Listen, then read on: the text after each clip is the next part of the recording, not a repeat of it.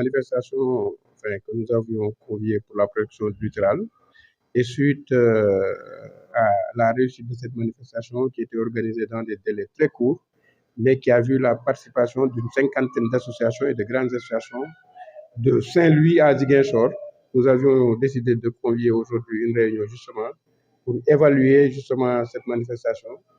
et aussi pour faire une feuille de route, dresser peut-être les prochaines étapes pour les perspectives à venir. Donc à cette réunion, nous avions voulu au moins mettre les jalons pour mettre en place l'organisation qui doit comporter peut-être toutes les associations de défense de l'environnement et en particulier du littoral, et avoir au moins une feuille de route qui va nous permettre de voir dans quelle mesure nous allons pouvoir dérouler avec perspicacité, avec pertinence, pour pouvoir atteindre l'objectif d'avoir un accès pour tous au littoral dans des délais très rapprochés. Nous nous félicitons déjà que les autorités en place soient dans cette direction. Nous allons les accompagner dans cette dynamique, mais nous allons, comme nous l'avions toujours fait dans les différentes associations auxquelles nous appartenons, dans le cadre de ce réseau, mettre en place une certaine autonomie pour vraiment pouvoir réaliser l'objectif qui est de rendre accessible le littoral à toutes les populations. Nous réjouissons justement qu'à la suite de ça, d'ailleurs juste après la manifestation, c'est peut-être dans 2-3 jours après que les autorités ont réagi en prenant leur initiative. Nous nous en réjouissons. Nous voulons dire pour l'histoire que c'est vrai que ce n'est pas la première fois que les autorités aient fait des annonces sur ce type de mesures. Cette fois-ci, je crois que nous prenons un peu plus au sérieux les autorités et nous avons décidé de les soutenir, mais d'avoir un agenda quand même assez autonome pour mettre en place des mécanismes de lutte en les prenant comme peut-être partie prenante principale. Et je pense qu'ensemble, nous allons pouvoir vraiment faire bouger les lignes dans le cadre de l'occupation du littoral. Et dans l'immédiat, il est très important de prendre des mesures conservatistes pour que plus jamais ça ne se reproduise et voir déjà avec l'état des lieux, qu'est-ce qu'on va pouvoir faire pour vraiment permettre déjà l'accès dans certaines zones et peut-être à plus ou moins long terme de pouvoir vraiment libérer complètement l'emprise du littoral pour que ce soit accessible à toutes les populations. Comme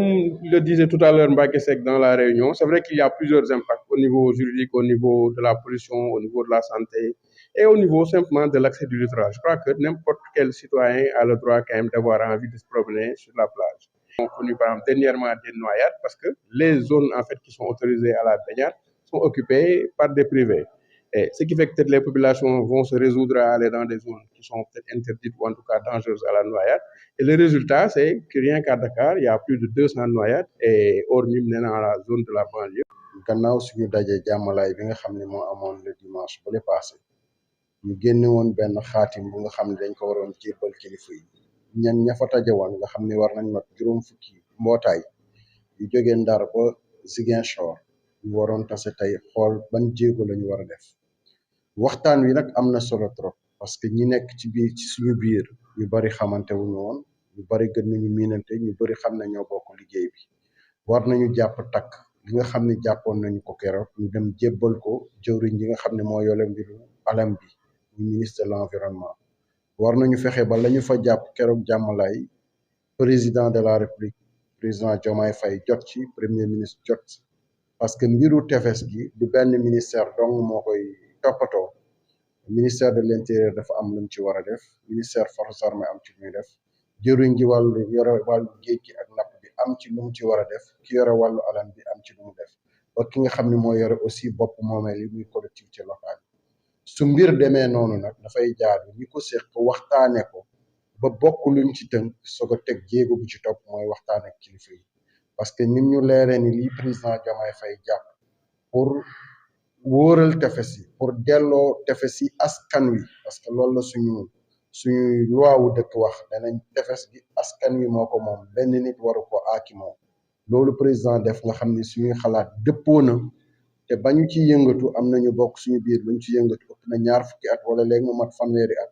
su président ñëwee wax loolu tey dañ ciy ànd ak moom ànd bu nekk ànd fulla ak fayda am pas-pas ñu xam li ñu bëgg mooy tefes gi dellu ci nit ñi ba saafara bu am réew amee lu tolloog 718 kilomètres ci ay tefes googu dafa war a nekk alal tefes googu warul nekk fu nga xam ne ay doomu Sénégal dañ fay dee parce que at bu ne fii rek ci Ndakaaru muy commune de Dakar lu tolloog 200 personnes dina ñàkk ñaar téeméeri nit dina ñàkk seen bakkan ci sangu géej te loolu ville de Dakar kese la waxuñu Pikine ñaata la waxuñu Guédiawaye ñaata la ci géej yu doy waar yooyu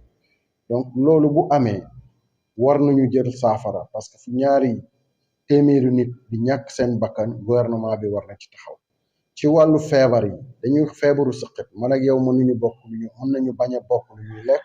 mën nañu bañ a bokk fu ñuy fanaan mais ngelaw li ñuy nooy yi ñoo ko bokk li ma mën a feebar mën na laa gàllankoor te ngelaw li su yàqoo ndax usines yu bon yi ndax saxaaru oto yi géej gi moo mën a faxas ngelaw loolu ba mu dem géej te su nekkee diggante géej gi ak dëkk bi dañ fa tabax ay bâtiment yu mag a mag ngelaw li dootu ñëw ni nga war a ñëwee ci dëkk bi ba feebaru sëqët dina bari ci ndakaaru ak dëkk yi ko wër donc loolu yëpp boo ko dajalee ak coppite yi nga xam ne moom moo am ci jaww ji muy changement climatique te boroom xam-xam yi ni géej gi dafay dox di lekk suuf yi lekk na ay armeel fële ci Sendou lekk na dëkk entier presque fii ci Tëngéej ba ñu créé Thiawlène ñu toxal ko mu dem Chérif Ga soo demee Mbaaw am na miir bu mag bu ñu def ci géej gi pour mu téye wàgg yi boo demee Saly lekk na tefes yi ba ñu dépensé waat ay milliards pour andiwaat tefes fii ci Kusum rek suñu gannaaw sur 800 mètres juróom fukki téeméeri mètre